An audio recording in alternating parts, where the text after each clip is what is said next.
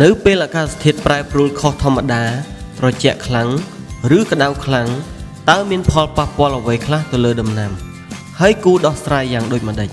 ប្រើប្រាស់សារធាតុចិញ្ចឹមឬថ្នាំច្រើនមុខហើយនៅតែមិនទទួលបានលទ្ធផលល្អមកដឹងអាចកំបាំងទាំងអស់គ្នាជាមួយនឹង UT Crop Protection ការប្រែប្រួលអាកាសធាតុមានផលប៉ះពាល់លើដំណាំដូចជា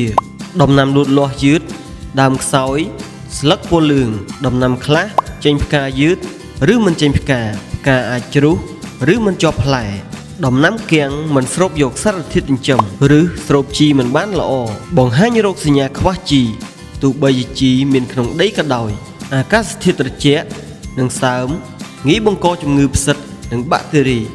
ដំណាំងាយឆ្លងជំងឺដោយសារកម្លាំងការពារថយចុះគុណភាពផ្លែនិងគ្រាប់មិនល្អ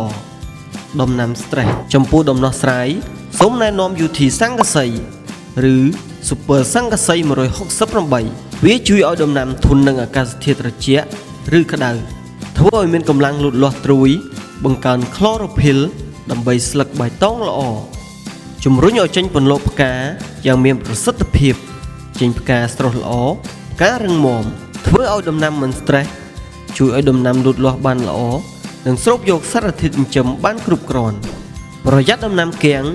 ឬប៉ះការលូតលាស់មិនថាដំណាក់កាលណាទេសូមរុះរាន់ឡើង